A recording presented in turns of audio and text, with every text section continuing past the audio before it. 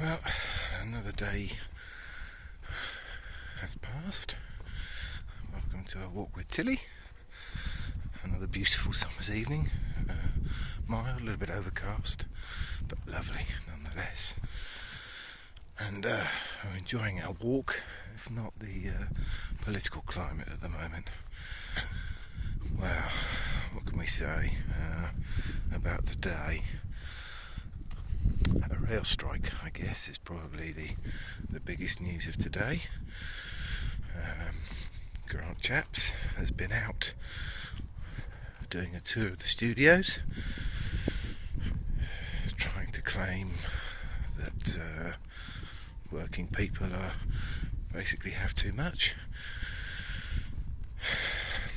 making up a bit of stuff supposed to be expected, and painting the leader of the RMT as some kind of left-wing lunatic. The problem with that is he's trying to do that whilst coming across as essentially a bit of a twat. I think he's maybe he's missed the public mood, maybe he hasn't. Time will tell on this. But generally, I think there's a definite feel that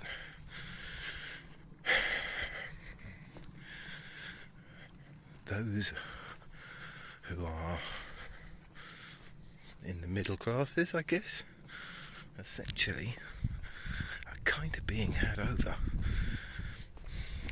We're not, as a society, making ordinary people better off. We're making very wealthy people better off very efficiently.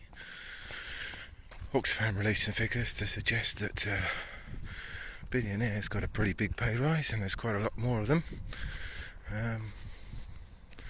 whilst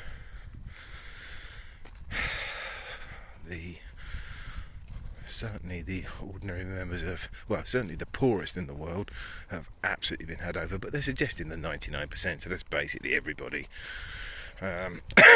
is doing worse. It certainly seems that way,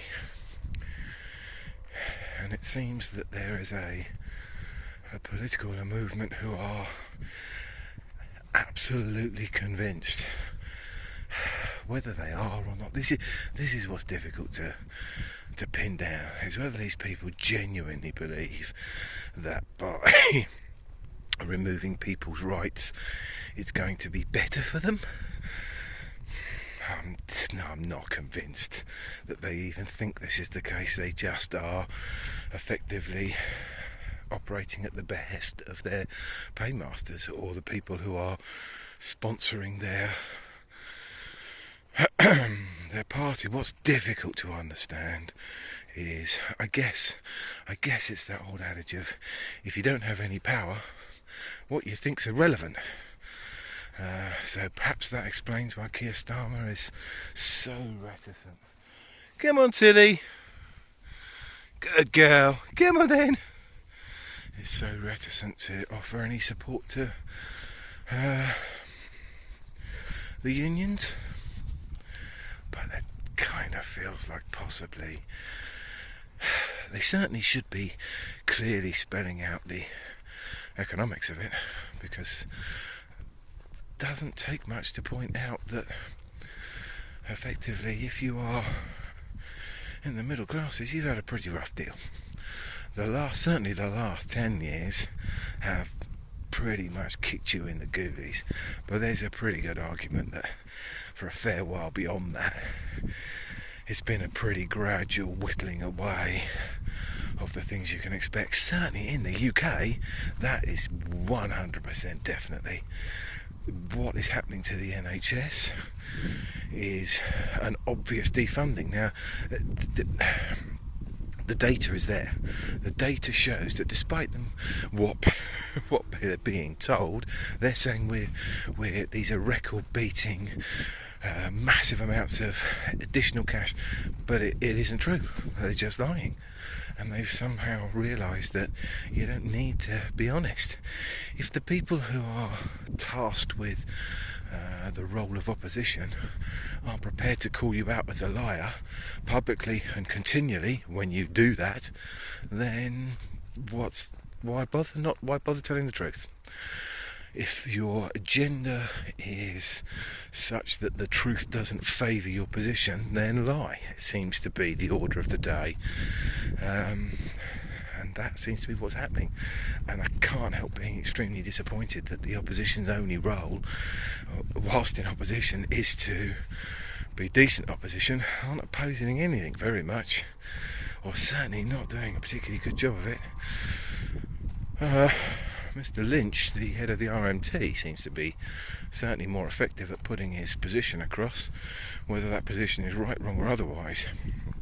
I think it would be difficult to argue that he is not far more efficient at doing that.